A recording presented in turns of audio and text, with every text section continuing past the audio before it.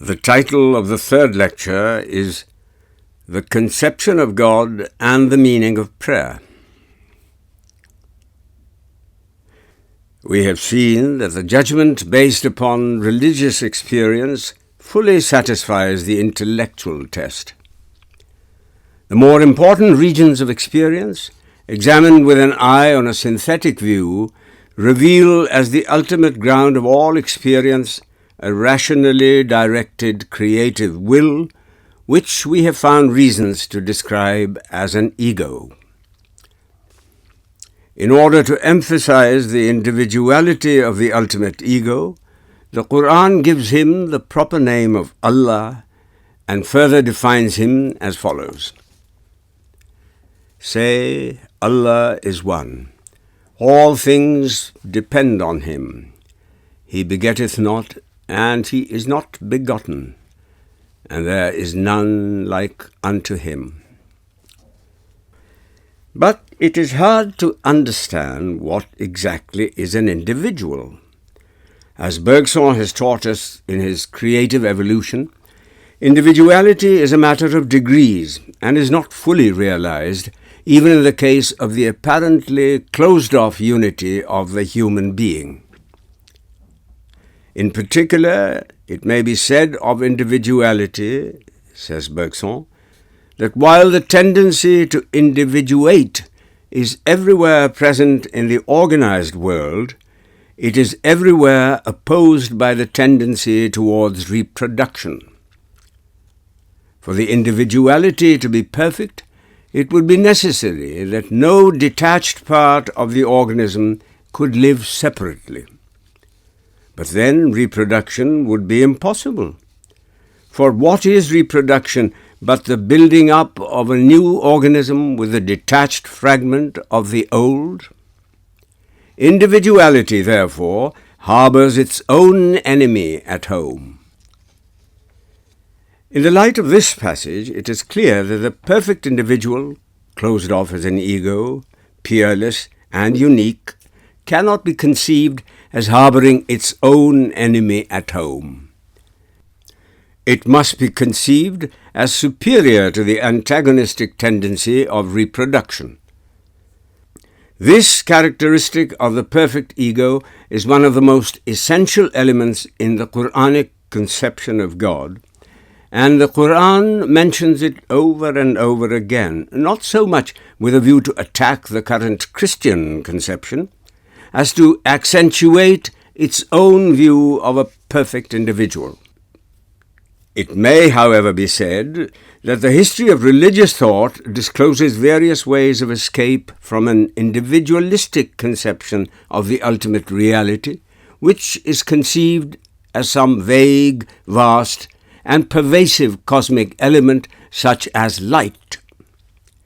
This is the view that Farnell has taken in his Gifford lectures on the attributes of God. I agree that the history of religion reveals modes of thought that tend towards pantheism, but I venture to think that insofar as the Quranic identification of God with light is concerned, Farnell's view is incorrect. The full text of the verse, of which he quotes a portion only, is as follows. God is the light of the heavens and of the earth. His light is like a niche in which is a lamp, the lamp encased in a glass, the glass, as it were, a star. No doubt the opening sentence of the verse gives the impression of an escape from an individualistic conception of God. But when we follow the metaphor of light in the rest of the verse, it gives just the opposite impression. The development of the metaphor is meant rather to exclude the suggestion of a formless cosmic element by centralizing the light in a flame which is further individualized by its encasement in a glass, likened unto a well-defined star. Personally, I think the description of God as light in the revealed literature of Judaism, Christianity, and Islam must now be interpreted differently. The teaching of modern physics is that the velocity of light cannot be exceeded and is the same for all observers, whatever their own system of movement. Thus, in the world of change, light is the nearest approach to the absolute.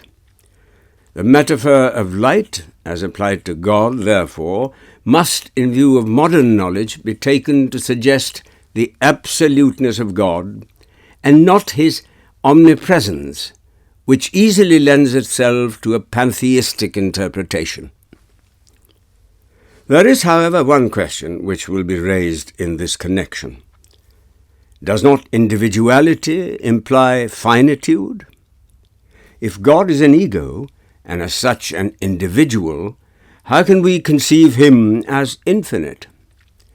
The answer to this question is that God cannot be conceived as infinite in the sense of spatial infinity.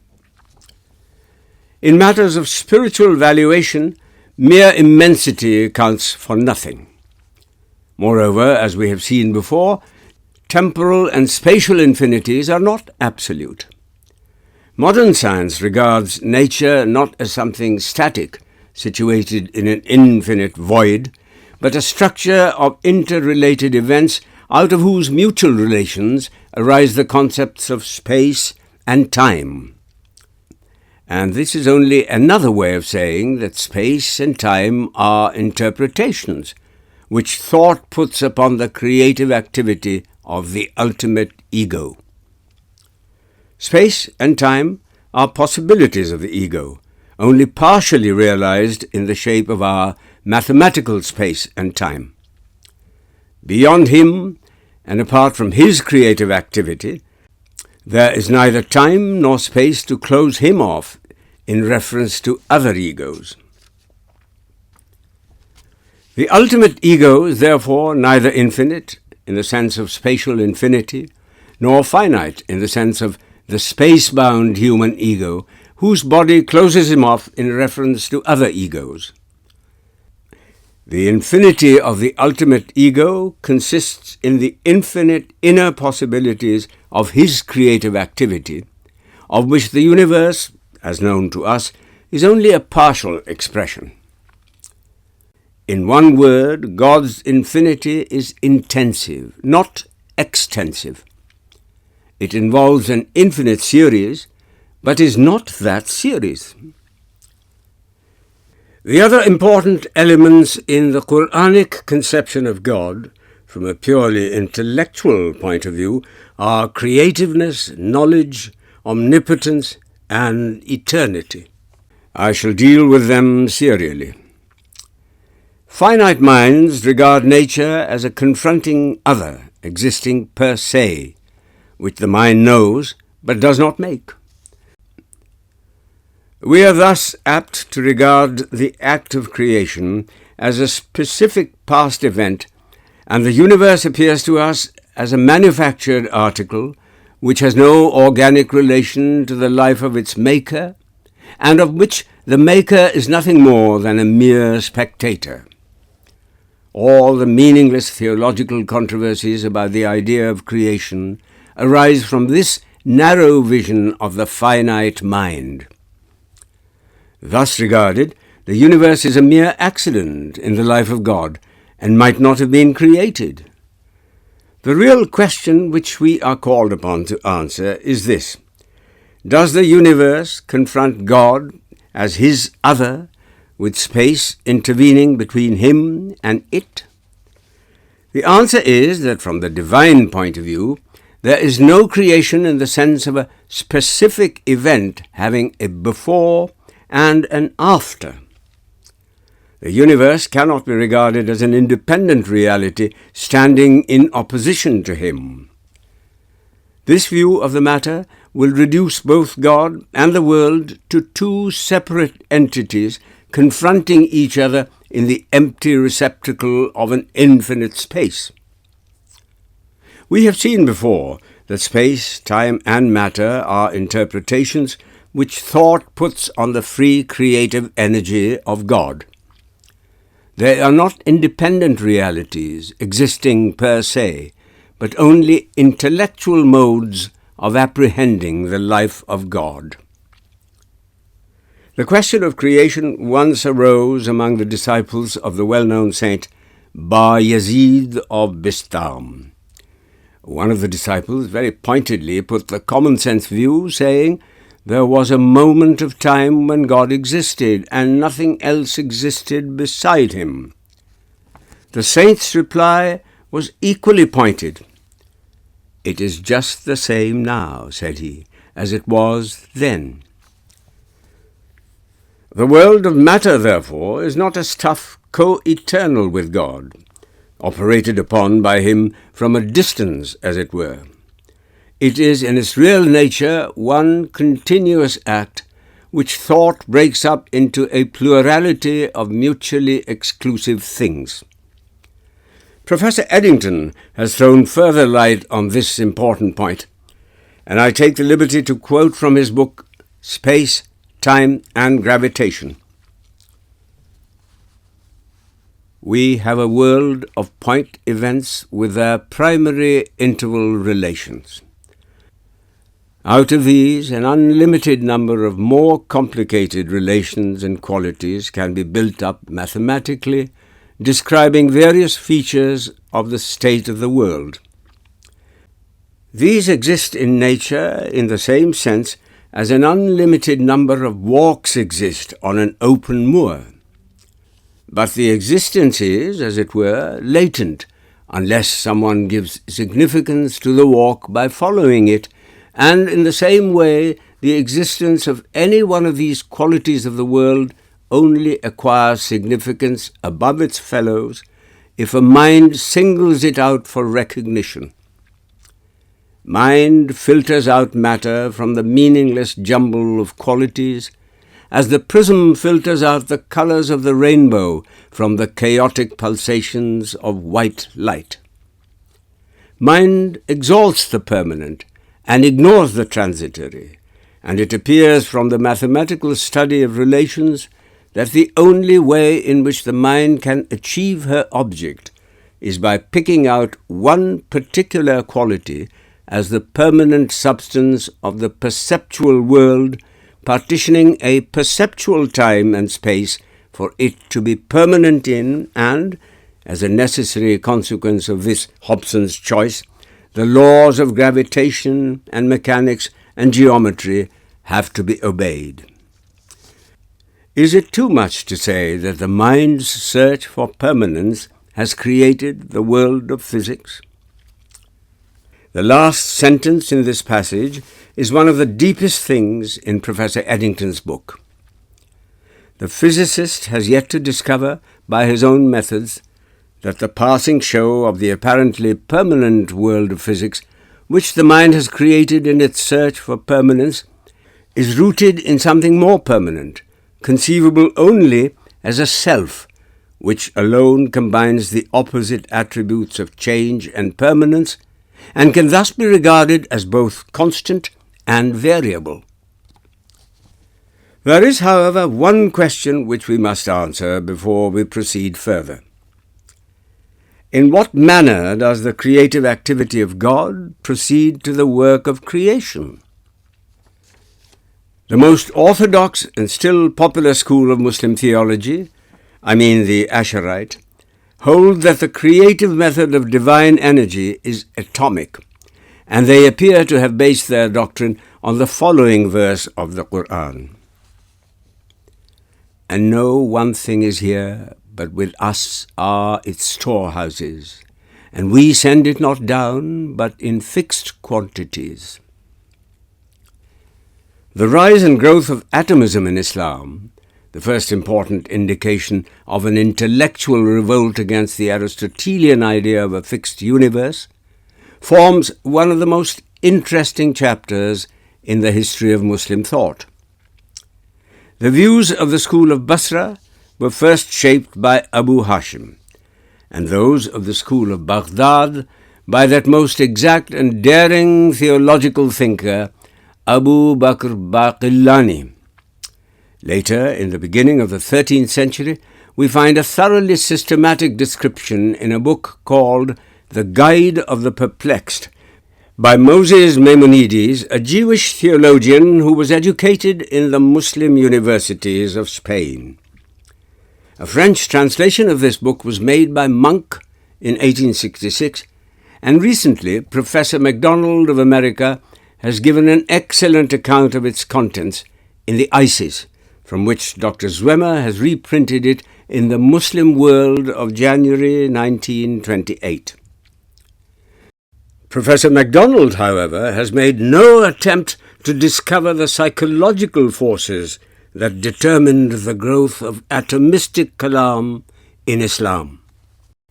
He admits that there is nothing like the atomism of Islam in Greek thought, but unwilling, as he is, to give any credit for original thought to Muslim thinkers, and finding a surface resemblance between the Islamic theory and the views of a certain sect of Buddhism, he jumps to the conclusion that the origin of the theory is due to Buddhistic influences on the thought of Islam.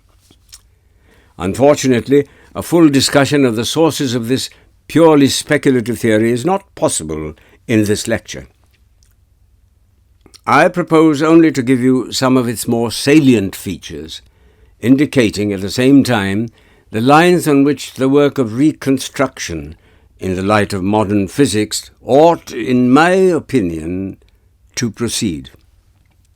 According to the Asharite school of thinkers, then, the world is compounded of what they call jawahir, infinitely small parts or atoms which cannot be further divided.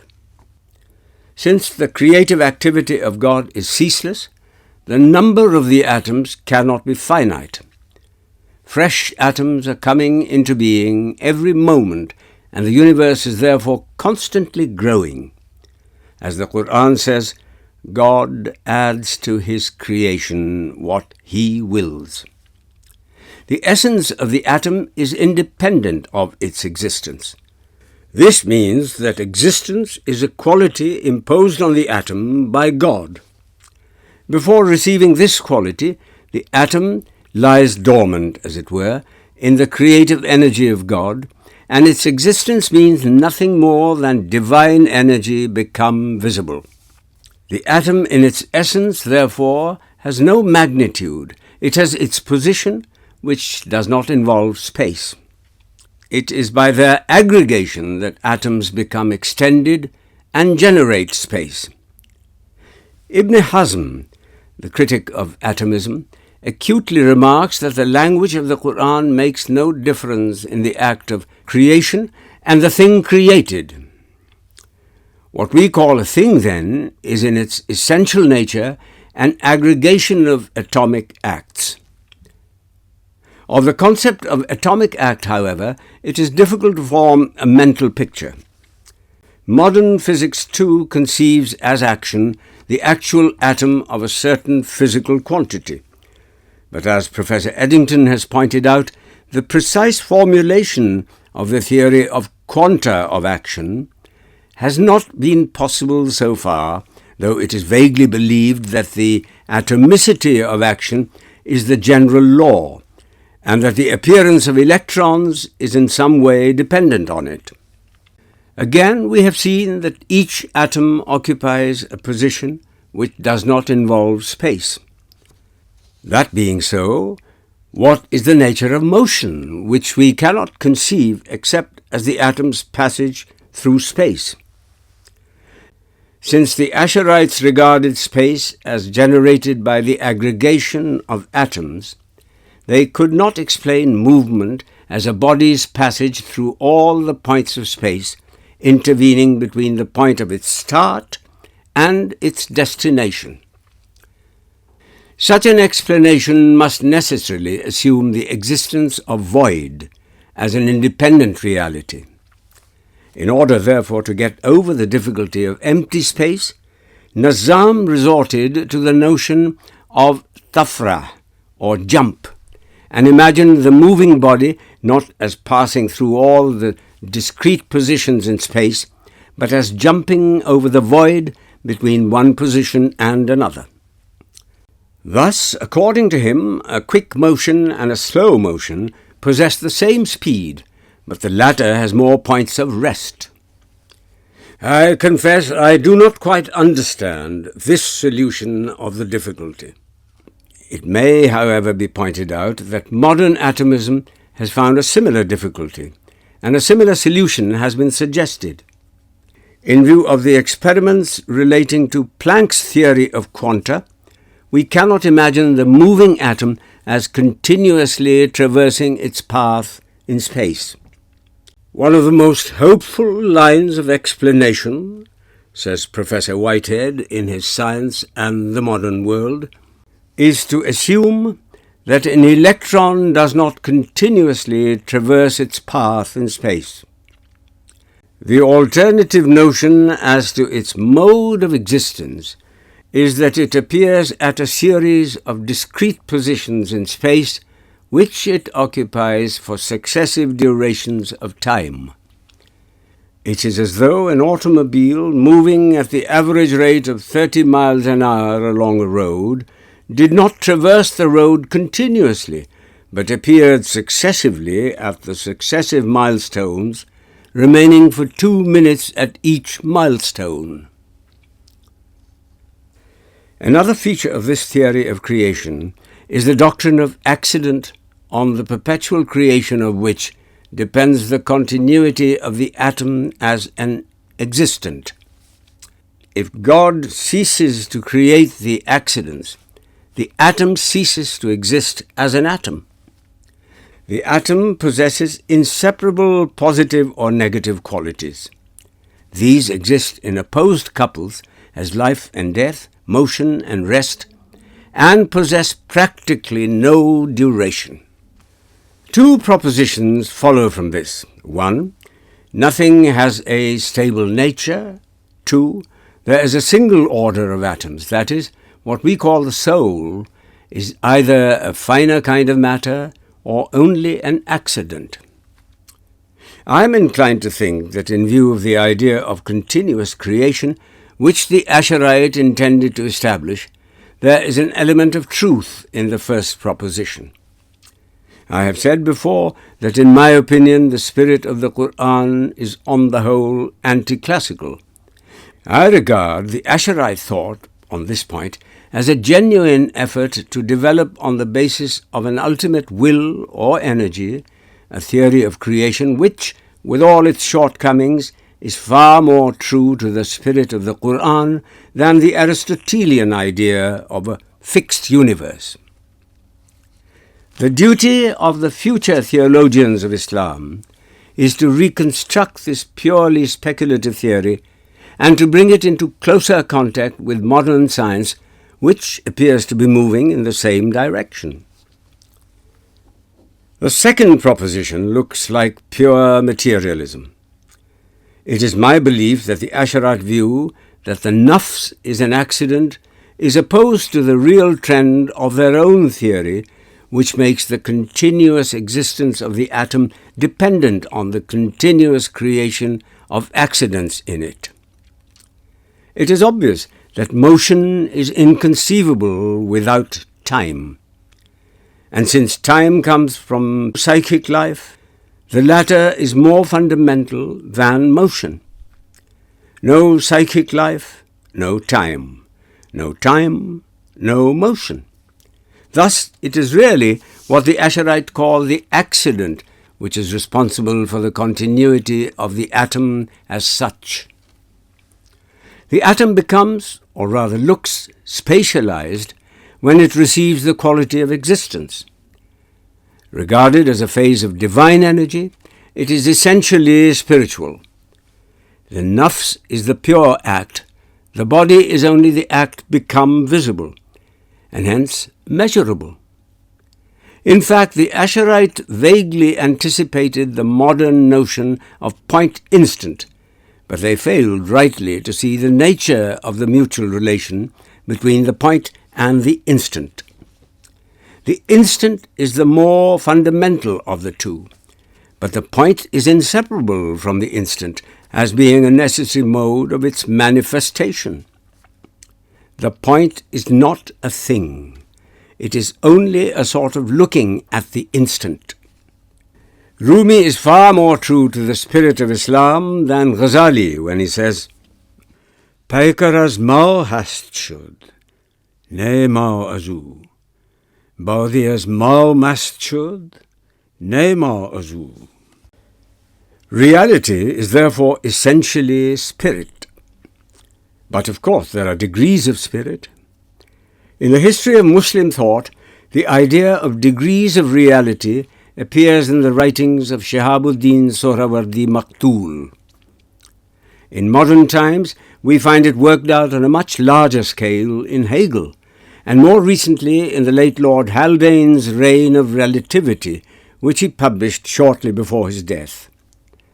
I have conceived the ultimate reality as an ego, and I must add now that from the ultimate ego, only egos proceed. The creative energy of the ultimate ego, in whom deed and thought are identical, functions as ego unities. The world in all its details, from the mechanical movement of what we call the atom of matter, to the free movement of thought in the human ego, is the self-revelation of the great I Am. Every atom of divine energy, however low in the scale of existence, is an ego. But there are degrees in the expression of egohood. Throughout the entire gamut of being runs the gradually rising note of egohood until it reaches its perfection in man. That is why the Quran declares the ultimate ego to be nearer to man than his own neck vein. Like pearls do we live and move and have our being in the perpetual flow of divine life. Thus, a criticism inspired by the best traditions of Muslim thought tends to turn the Asharite scheme of atomism into a spiritual pluralism, the details of which will have to be worked out by the future theologians of Islam. It may, however, be asked whether atomicity has a real seat in the creative energy of God, or presents itself to us as such only because of our finite mode of apprehension. From a purely scientific point of view, I cannot say what the final answer to this question will be. From the psychological point of view, one thing appears to me to be certain. Only that is, strictly speaking, real, which is directly conscious of its own reality. The degree of reality varies with the degree of the feeling of egohood. The nature of the ego is such that in spite of its capacity to respond to other egos, it is self-centered and possesses a private circuit of individuality, excluding all egos other than itself. In this alone consists its reality as an ego. Man, therefore, in whom egohood has reached its relative perfection, occupies a genuine place in the heart of divine creative energy, and thus possesses a much higher degree of reality than things around him. Of all the creations of God, he alone is capable of consciously participating in the creative life of his Maker. Endowed with the power to imagine a better world and to mold what is into what ought to be, the ego in him aspires, in the interests of an increasingly unique and comprehensive individuality, to exploit all the various environments on which he may be called upon to operate during the course of an endless career. But I would ask you to wait for a fuller treatment of this point till my lecture on the immortality and freedom of the ego. In the meantime, I want to say a few words about the doctrine of atomic time, which I think is the weakest part of the Asharite theory of creation. It is necessary to do so for a reasonable view of the divine attribute of eternity. The problem of time has always drawn the attention of Muslim thinkers and mystics. This seems to be due partly to the fact that, according to the Quran, the alternation of day and night is one of the greatest signs of God, and partly to the Prophet's identification of God with dahr, time, in a well-known tradition referred to before. Indeed, some of the greatest Muslim Sufis believed in the mystic properties of the word dahr. According to Muhyiddin ibn al-Arabi, dahr is one of the beautiful names of God, and Razi tells us in his commentary on the Quran that some of the Muslim saints had taught him to repeat the word dahr, dayhur, or dayhar. The Asharite theory of time is perhaps the first attempt in the history of Muslim thought to understand it philosophically. Time, according to the Asharite, is a succession of individual nows. From this view, it obviously follows that between every two individual nows, or moments of time, there is an unoccupied moment of time, that is to say, a void of time. The absurdity of this conclusion is due to the fact that they looked at the subject of their inquiry from a wholly objective point of view. They took no lesson from the history of Greek thought, which had adopted the same point of view and had reached no results. In our own time, Newton described time as something which in itself and from its own nature flows equally. The metaphor of stream implied in this description suggests serious objections to Newton's equally objective view of time. We cannot understand how a thing is affected on its immersion in the stream and how it differs from things that do not participate in its flow. Nor can we form any idea of the beginning, the end, and the boundaries of time if we try to understand it on the analogy of a stream. Moreover, if flow, movement, or passage is the last word as to the nature of time, there must be another time to time the movement of the first time, and another which times the second time, and so on to infinity. Thus the notion of time as something wholly objective is beset with difficulties. It must, however, be admitted that the practical Arab mind could not regard time as something unreal like the Greeks.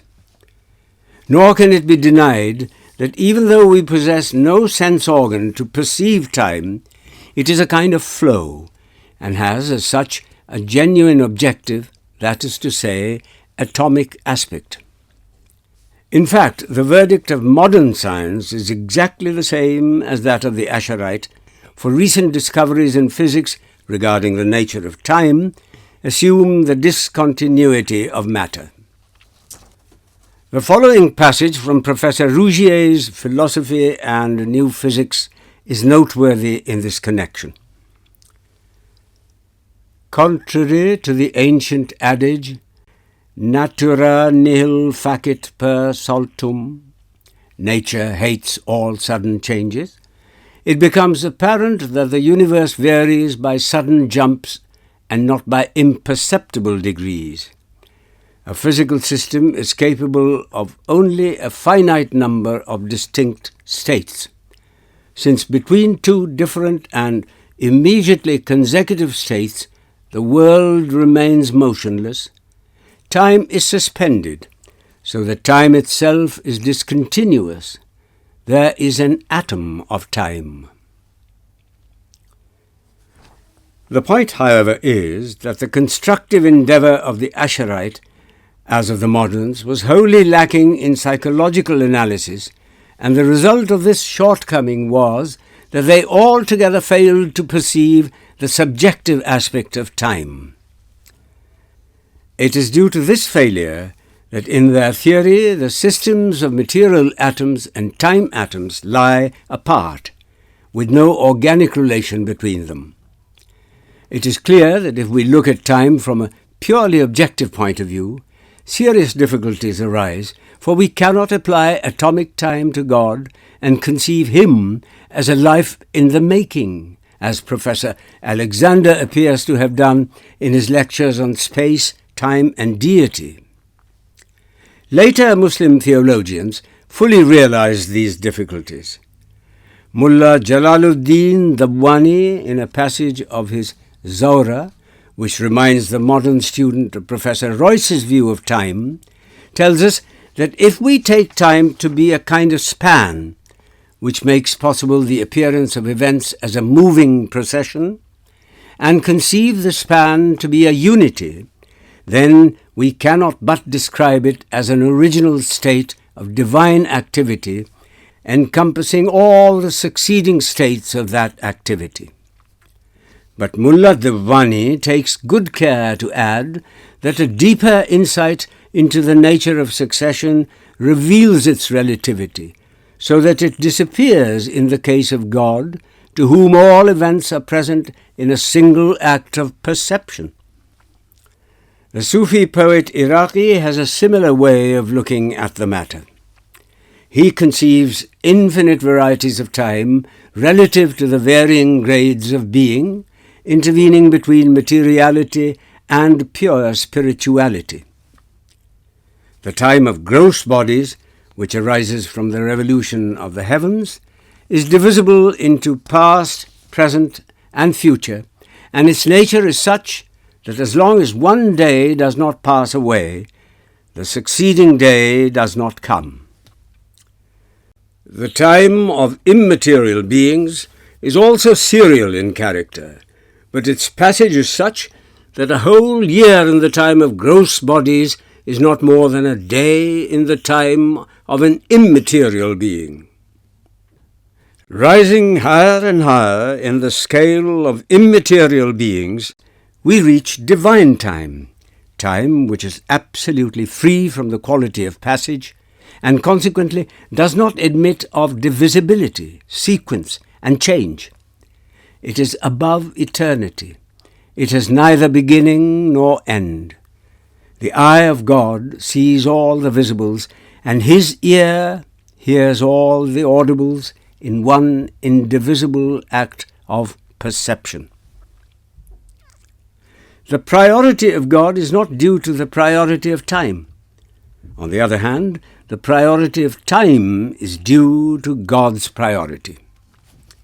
Thus, divine time is what the Quran describes as the mother of books, in which the whole of history, freed from the net of causal sequence, is gathered up in a single super-eternal now.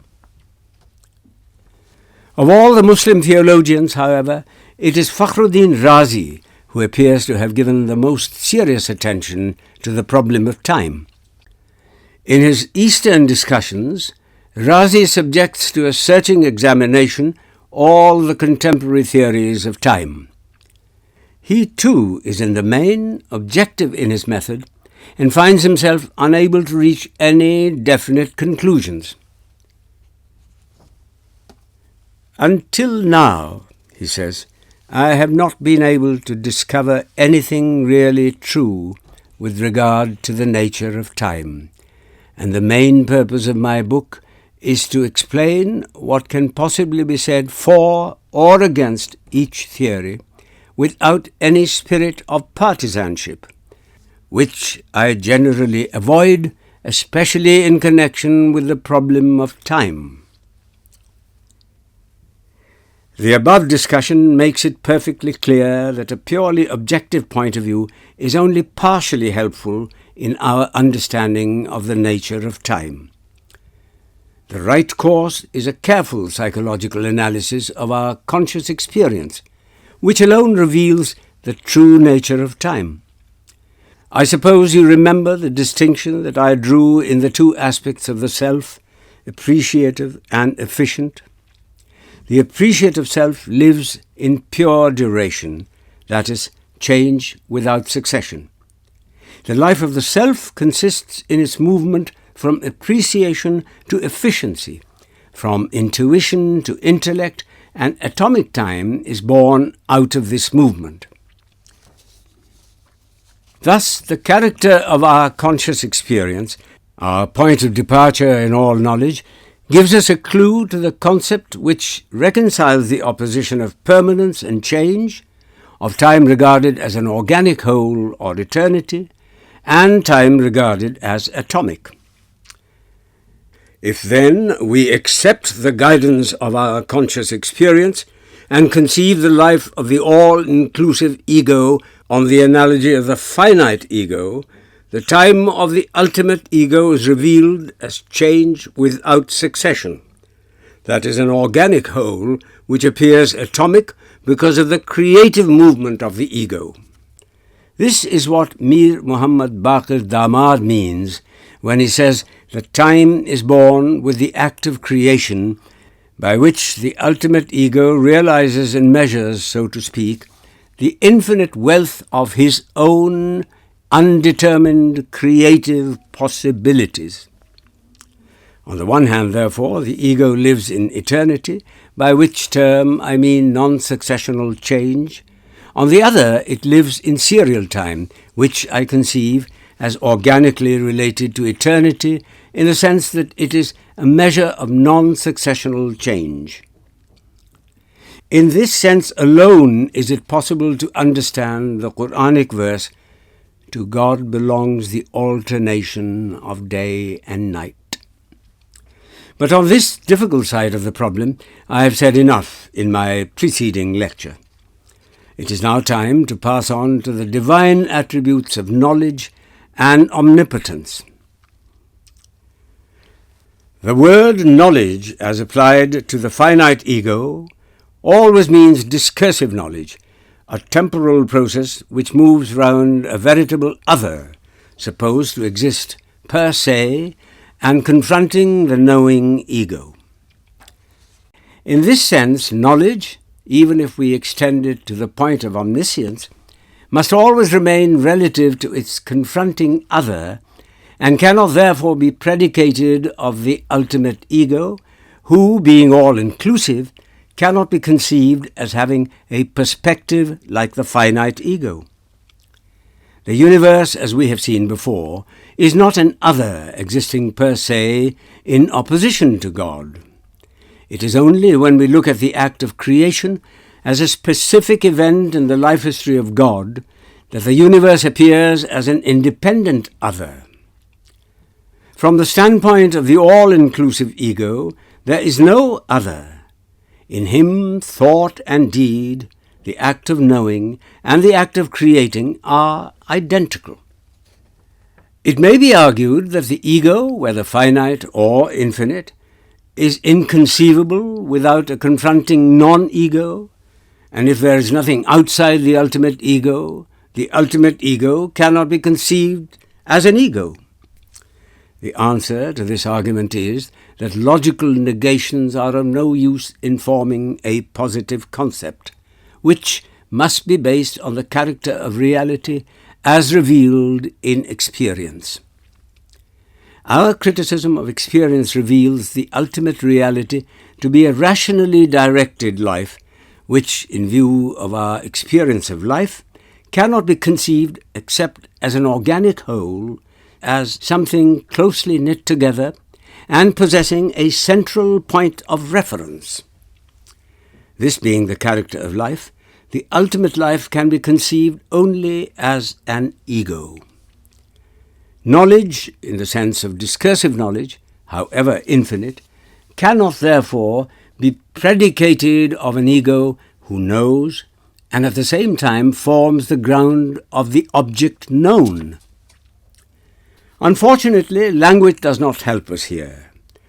We possess no word to express the kind of knowledge which is also creative of its object. The alternative concept of divine knowledge is omniscience, in the sense of a single indivisible act of perception, which makes God immediately aware of the entire sweep of history, regarded as an order of specific events in an eternal now. This is how Jalaluddin Dabwani, Iraqi, and Professor Royce in our own times conceived God's knowledge. There is an element of truth in this conception, but it suggests a closed universe, a fixed futurity, a predetermined, unalterable order of specific events which, like a superior fate, has once for all determined the directions of God's creative activity. In fact, divine knowledge, regarded as a kind of passive omniscience, is nothing more than the inert void of pre-Einsteinian physics, which confers a semblance of unity on things by holding them together, a sort of mirror passively reflecting the details of an already finished structure of things, which the finite consciousness reflects in fragments only.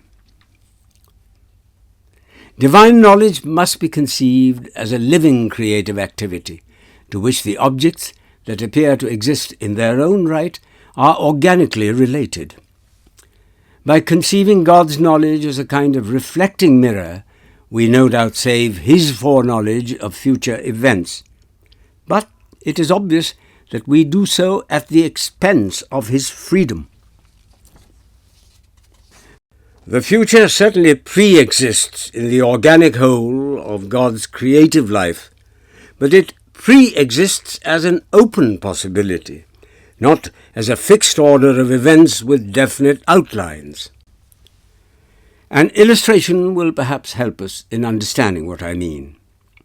Suppose, as sometimes happens in the history of human thought, a fruitful idea with a great inner wealth of applications emerges into the light of your consciousness.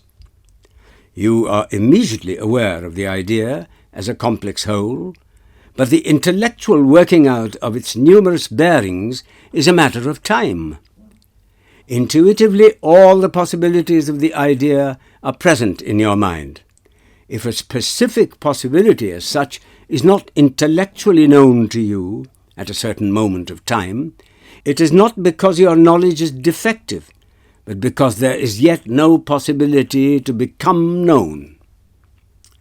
The idea reveals the possibilities of its application with advancing experience, and sometimes it takes more than one generation of thinkers before these possibilities are exhausted.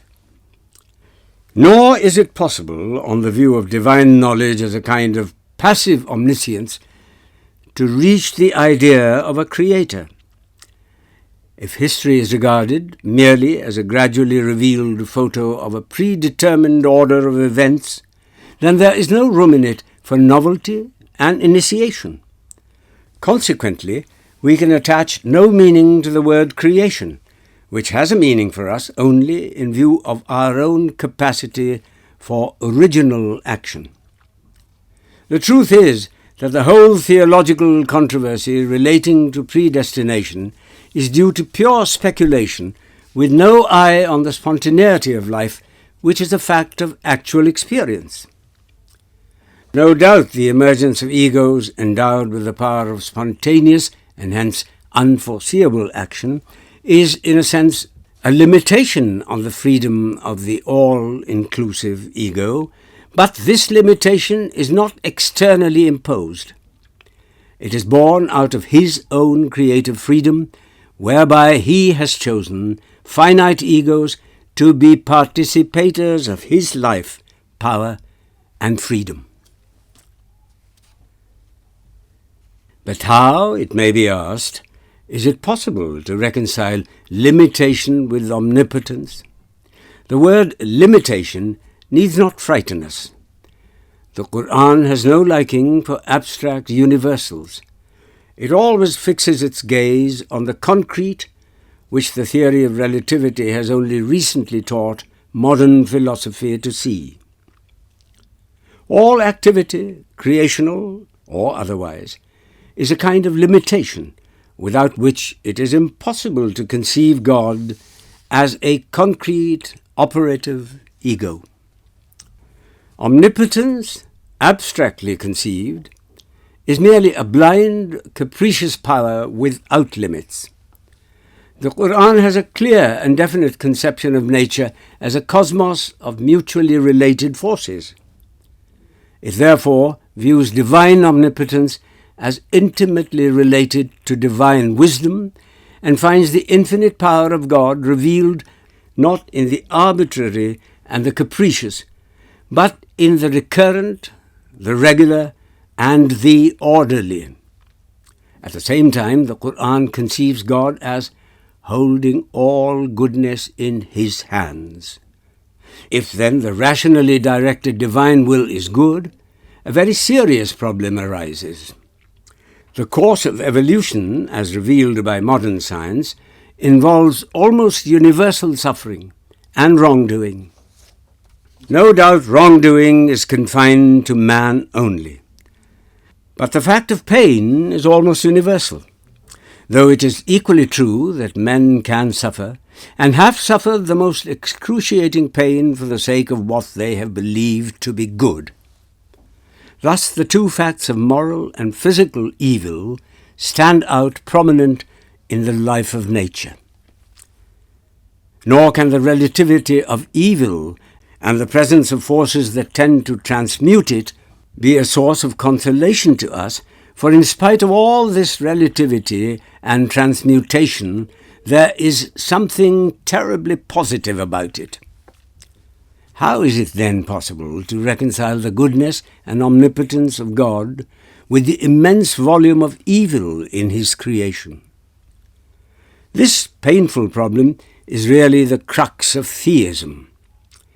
No modern writer has put it more accurately than Naumann in his Breithes über Religion.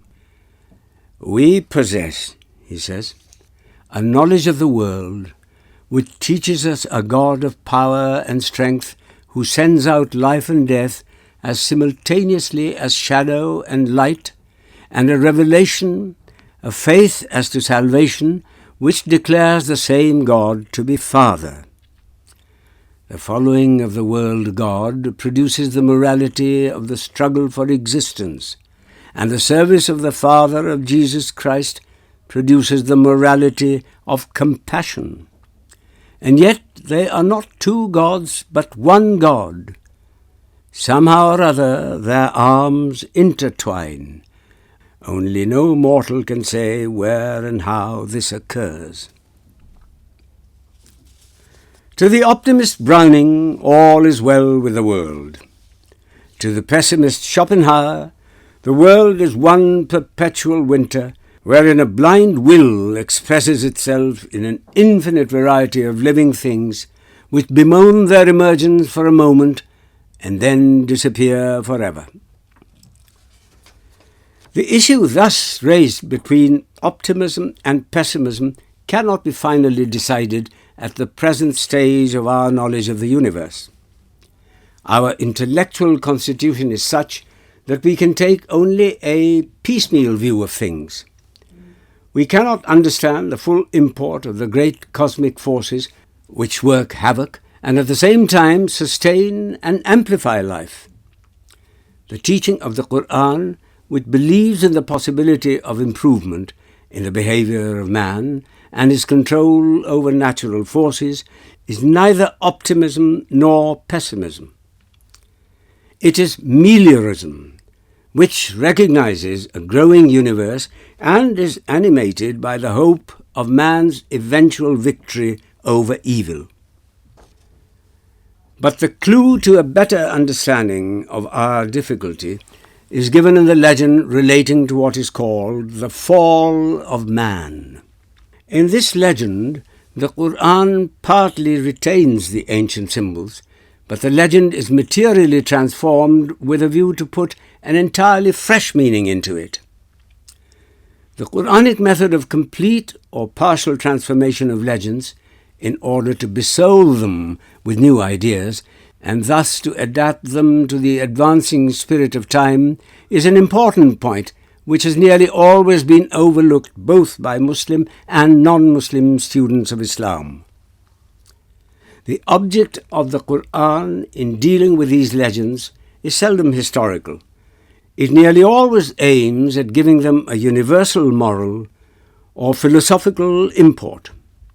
And it achieves this object by omitting the names of persons and localities which tend to limit the meaning of a legend by giving it the color of a specific historical event, and also by deleting details which appear to belong to a different order of feeling. This is not an uncommon method of dealing with legends. It is common in non-religious literature. An instance in point is the legend of Faust, to which the touch of Goethe's genius has given a wholly new meaning. Turning to the legend of the fall, we find it in a variety of forms in the literatures of the ancient world. It is indeed impossible to demarcate the stages of its growth and to set out clearly the various human motives which must have worked in its slow transformation.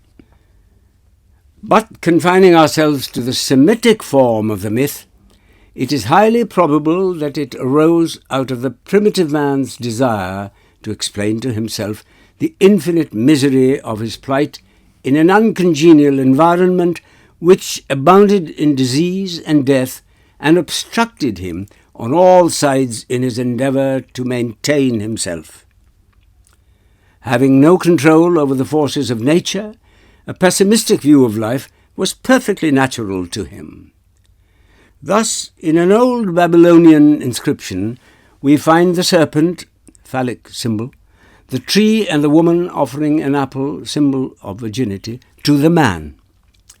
The meaning of the myth is clear. The fall of man from a supposed state of bliss was due to the original sexual act of the human pair. The way in which the Quran handles this legend becomes clear when we compare it with the narration of the book of Genesis. The remarkable points of difference between the Quranic and the biblical narrations suggest unmistakably the purpose of the Quranic narration. The Quran omits the serpent and the rib story altogether. The former omission is obviously meant to free the story from its phallic setting and its original suggestion of a pessimistic view of life. The latter omission is meant to suggest that the purpose of the Quranic narration is not historical, as in the case of the Old Testament, which gives us an account of the origin of the first human pair by way of a prelude to the history of Israel. Indeed, in the verses which deal with the origin of man as a living being, the Quran uses the words bashar or insan, not Adam, which it reserves for man in his capacity of God's vice-regent on earth. The purpose of the Quran is further secured by the omission of proper names mentioned in the biblical narration, Adam and Eve. The word Adam is retained and used more as a concept than as the name of a concrete human individual. This use of the word is not without authority in the Quran itself. The following verse is clear on this point. We created you, then fashioned you, then said we to the angels, prostrate yourself unto Adam. The Quran splits up the legend into two distinct episodes, the one relating to what it describes simply as the tree, and the other relating to the tree of eternity and the kingdom that faileth not. The first episode is mentioned in the 7th and the second in the 20th surah of the Quran. According to the Quran, Adam and his wife, led astray by Satan, whose function is to create doubts in the minds of men, tasted the fruit of both the trees, whereas according to the Old Testament, man was driven out of the Garden of Eden immediately after his first act of disobedience, and God placed at the eastern side of the garden angels and a flaming sword turning on all sides to keep the way to the tree of life. The Old Testament curses the earth for Adam's act of disobedience. The Quran declares the earth to be the dwelling place of man and a source of profit to him, for the possession of which he ought to be grateful to God. And we have established you on the earth and given you therein the supports of life, how little do ye give thanks. Nor is there any reason to suppose that the word Jannat, garden, as used here, means the supersensual paradise from which man is supposed to have fallen on this earth. According to the Quran, man is not a stranger on this earth, and we have caused you to grow from the earth, says the Quran. The Jannat mentioned in the legend cannot mean the eternal abode of the righteous.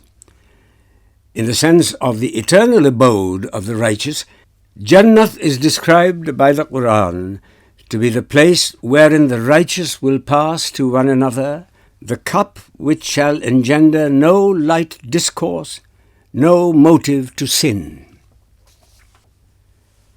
It is further described to be the place wherein no weariness shall reach the righteous, nor forth from it shall they be cast.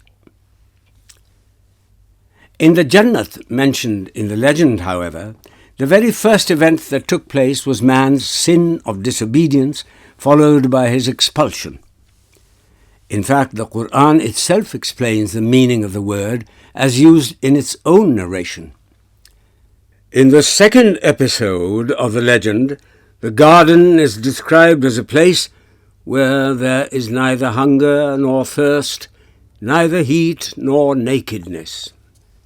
I am therefore inclined to think that the Jannat in the Quranic narration is the conception of a primitive state in which man is practically unrelated to his environment and consequently does not feel the sting of human wants, the birth of which alone marks the beginning of human culture.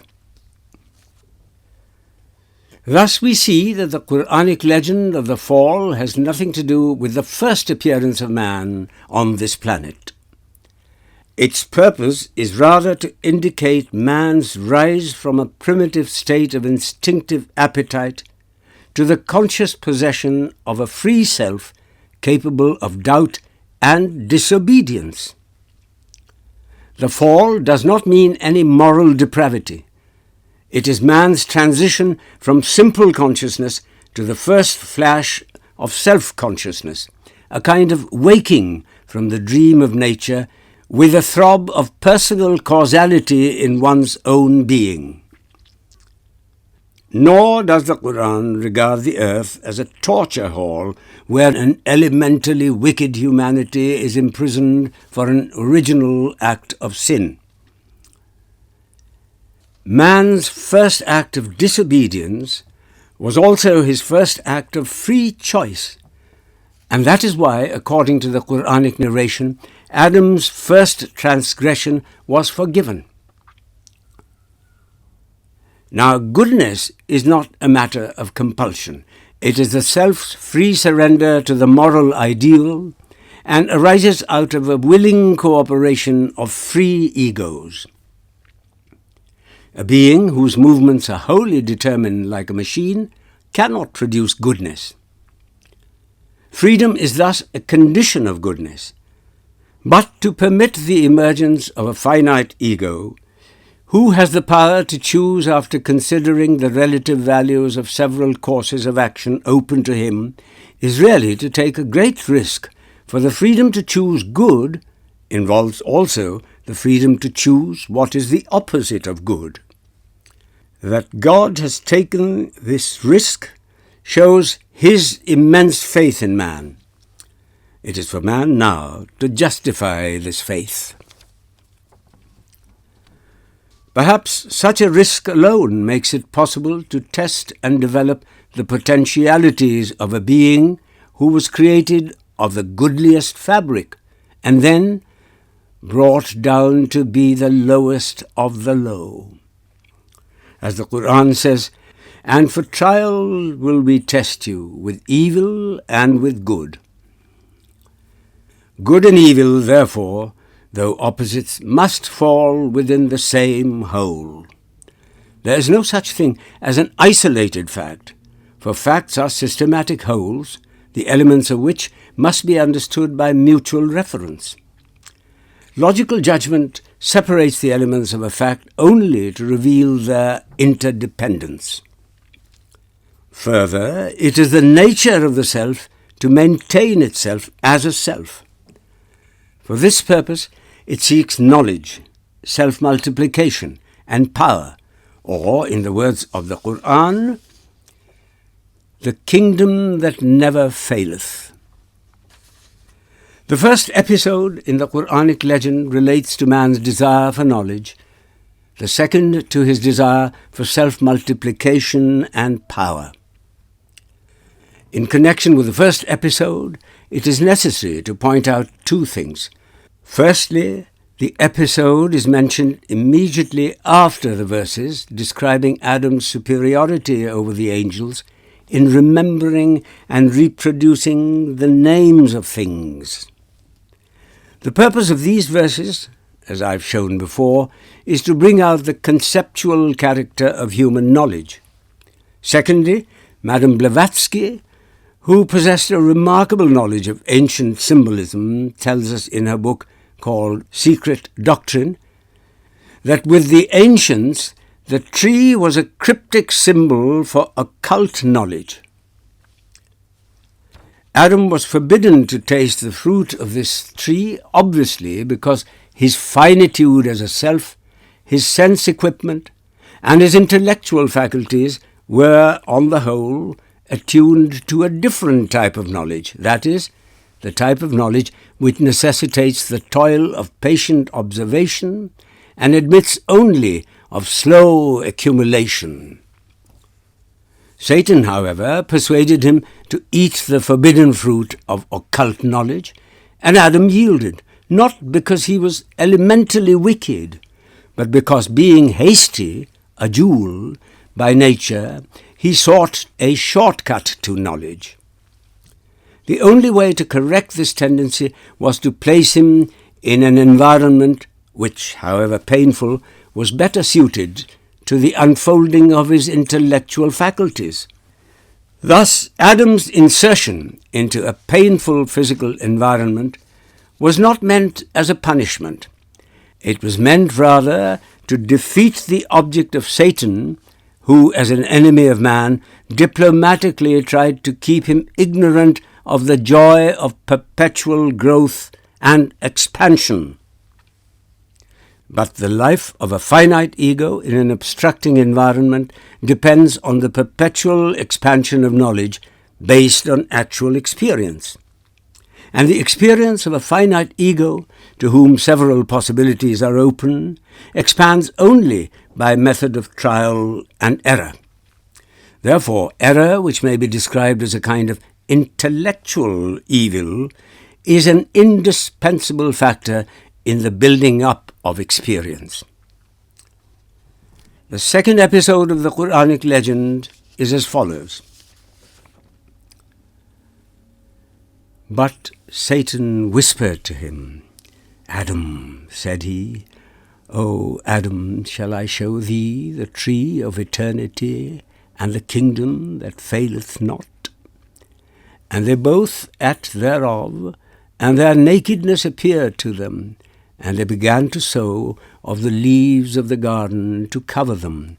And Adam disobeyed his Lord and went astray. Afterwards, his Lord chose him for himself, and was turned towards him, and guided him. The central idea here is to suggest life's irresistible desire for a lasting dominion, an infinite career as a concrete individual. As a temporal being, fearing the termination of its career by death, the only course open to it is to achieve a kind of collective immortality by self-multiplication. The eating of the forbidden fruit of the tree of eternity is life's resort to sex differentiation, by which it multiplies itself with a view to circumvent total extinction. It is as if life says to death, if you sweep away one generation of living things, I will produce another. The Quran rejects the phallic symbolism of ancient art, but suggests the original sexual act by the birth of the sense of shame disclosed in Adam's anxiety to cover the nakedness of his body. Now, to live is to possess a definite outline, a concrete individuality. It is in the concrete individuality manifested in the countless varieties of living forms that the ultimate ego reveals the infinite wealth of his being.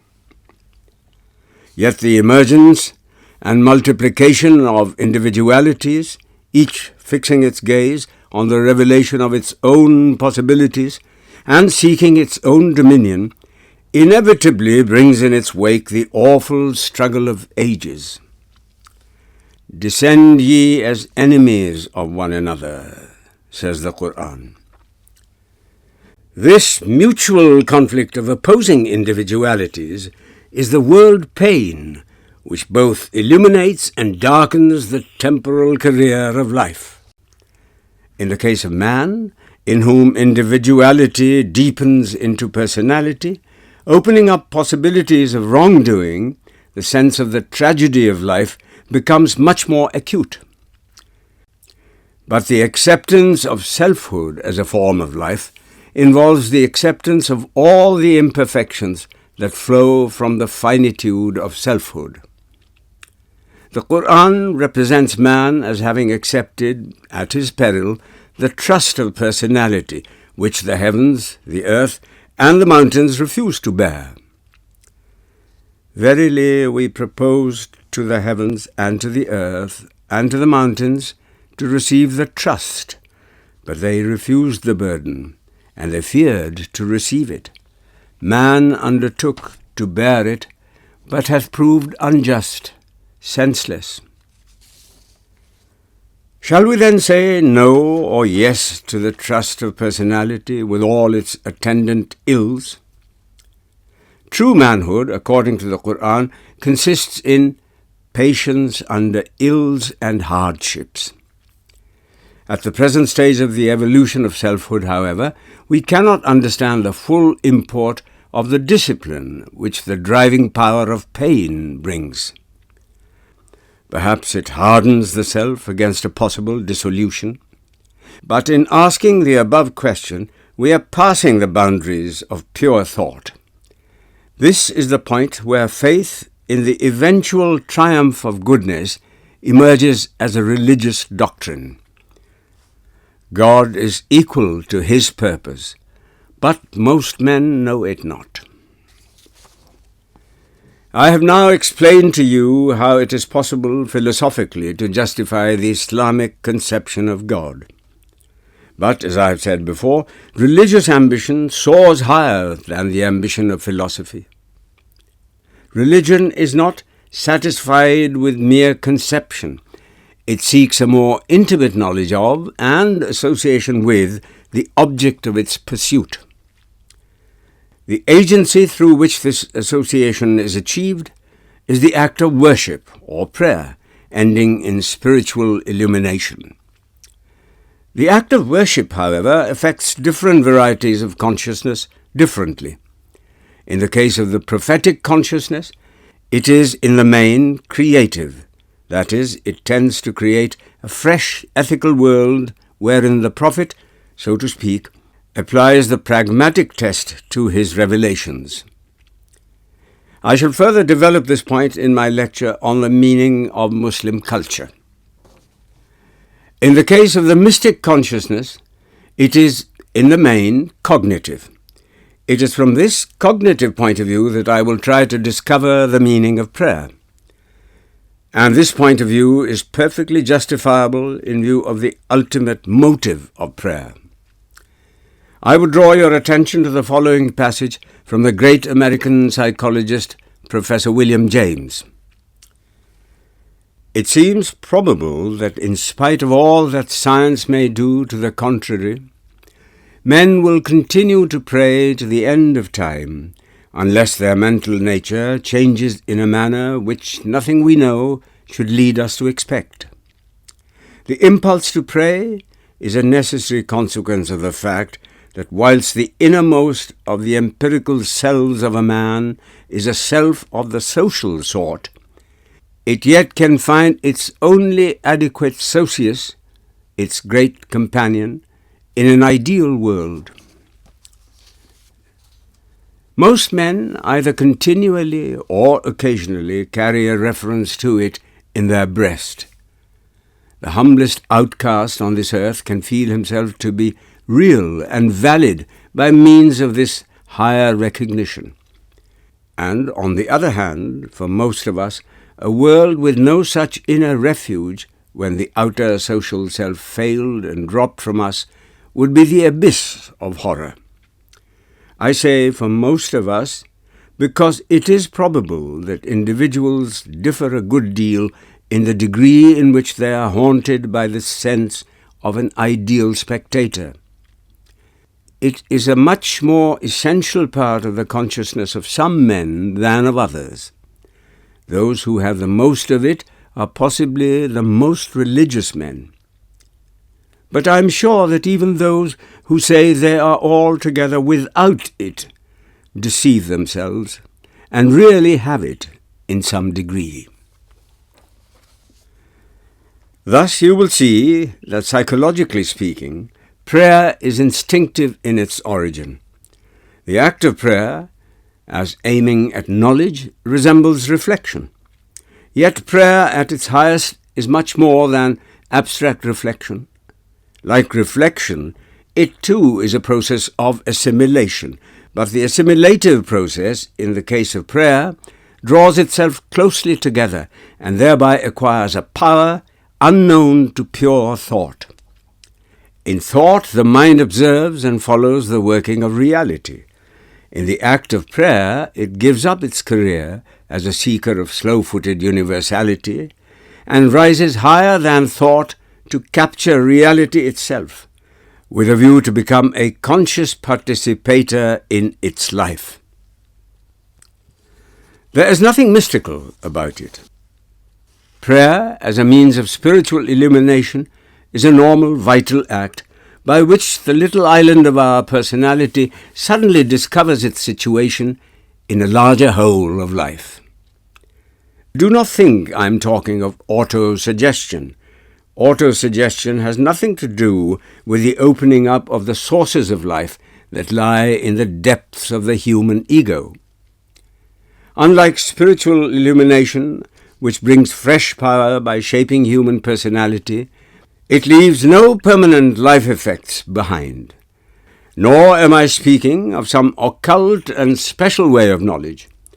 All that I mean is to fix your attention on a real human experience, which has a history behind it and a future before it. Mysticism has no doubt revealed fresh reasons of the self by making a special study of this experience. Its literature is illuminating, yet its set phraseology, shaped by the thought forms of a worn-out metaphysics, has rather a deadening effect on the modern mind. The quest after a nameless nothing, as disclosed in the Neoplatonic mysticism, be it Christian or Muslim, cannot satisfy the modern mind, which, with its habits of concrete thinking, demands a concrete living experience of God. And the history of the race shows that the attitude of the mind, embodied in the act of worship, is a condition for such an experience. In fact, prayer must be regarded as a necessary complement to the intellectual activity of the observer of nature. The scientific observation of nature keeps us in close contact with the behavior of reality, and thus sharpens our inner perception for a deeper vision of it. I cannot help quoting here a beautiful passage from the mystic poet Rumi, in which he describes the mystic quest after reality. دفتر صوفی سواد و حرف نیست، جز دل اسپید مثل برف نیست. زاد دانشمند آثار قلم، زاد صوفی چیست آثار قدم. The Sufi's book is not composed of ink and letters. It is not but a heart white as snow. The scholar's possession is pen marks. What is the Sufi's possession? Footmarks. همچو صیاده سوی اشکار شد، گام آهو دید و بر آثار شد. چند گاهش گام آهو در خور است، بعد از آن خود ناف آهو رهبر است. راه رفتن یک نفس بر بوی ناف، خوشتر از 100 منزل گام و طواف. The Sufi stalks the game like a hunter. He sees the musk deer's track and follows the footprints. For some while the track of the deer is the proper clue for him, but afterwards it is the musk gland of the deer that is his guide. To go one stage guided by the scent of the musk gland is better than 100 stages of following the track and roaming about. The truth is that all search for knowledge is essentially a form of prayer. The scientific observer of nature is a kind of mystic seeker in the act of prayer. Although at present he follows only the footprints of the musk deer, and thus modestly limits the method of his quest, his thirst for knowledge is eventually sure to lead him to the point where the scent of the musk gland is a better guide than the footprints of the deer. This alone will add to his power over nature and give him that vision of the total infinite which philosophy seeks but cannot find. Vision without power does bring moral elevation but cannot give a lasting culture. Power without vision tends to become destructive and inhuman. Both must combine for the spiritual expansion of humanity. The real object of prayer, however, is better achieved when the act of prayer becomes congregational. The spirit of all true prayer is social. Even the hermit abandons the society of men in the hope of finding in a solitary abode the fellowship of God. A congregation is an association of men who, animated by the same aspiration, concentrate themselves on a single object and open up their inner selves to the working of a single impulse. It is a psychological truth that association multiplies the normal man's power of perception, deepens his emotion, and dynamizes his will to a degree unknown to him in the privacy of his individuality. Indeed, regarded as a psychological phenomenon, prayer is still a mystery, for psychology has not yet discovered the laws relating to the enhancement of human sensibility in a state of association. With Islam, however, this socialization of spiritual illumination through associative prayer is a special point of interest. As we pass from the daily congregational prayer to the annual ceremony round the central mosque of Mecca, you can easily see how the Islamic institution of worship gradually enlarges the sphere of human association. Prayer, then, whether individual or associative, is an expression of man's inner yearning for a response in the awful silence of the universe. It is a unique process of discovery whereby the searching ego affirms itself in the very moment of self-negation and thus discovers its own worth and justification as a dynamic factor in the life of the universe. True to the psychology of mental attitude in prayer, the form of worship in Islam symbolizes both affirmation and negation. Yet, in view of the fact, borne out by the experience of the race, that prayer as an inner act has found expression in a variety of forms. The Quran says, "To every people have we appointed ways of worship which they observe. Therefore let them not dispute this matter with thee, but bid them to thy Lord, for thou art on the right way. But if they debate with thee, then say, God best knoweth what ye do. He will judge between you on the day of resurrection as to the matters wherein ye differ. The form of prayer ought not to become a matter of dispute. Which side you turn your face is certainly not essential to the spirit of prayer. The Quran is perfectly clear on this point. The east and west is God's. Therefore, whichever way ye turn, there is the face of God.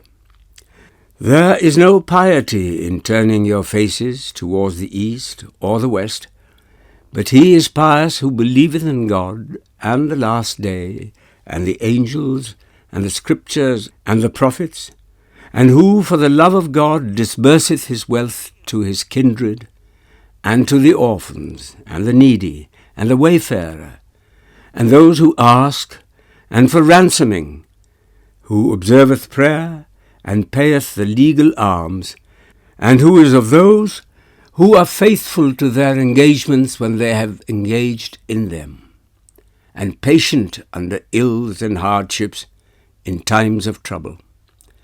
Those are they who are just, and those are they who fear the Lord. Yet we cannot ignore the important consideration that the posture of the body is a real factor in determining the attitude of the mind. The choice of one particular direction in Islamic worship is meant to secure the unity of feeling in the congregation, and its form in general creates and fosters the sense of social equality, inasmuch as it tends to destroy the feeling of rank or race superiority in the worshippers. What a tremendous spiritual revolution will take place practically in no time if the proud aristocratic Brahmin of South India is daily made to stand shoulder to shoulder with the untouchable. From the unity of the all-inclusive ego, who creates and sustains all egos, follows the essential unity of all mankind. The division of mankind into races, nations, and tribes, according to the Quran, is for the purpose of identification only. The Islamic form of association in prayer, therefore, besides its cognitive value, is further indicative of the aspiration to realize this essential unity of mankind as a fact in life, by demolishing all barriers which stand between man and man.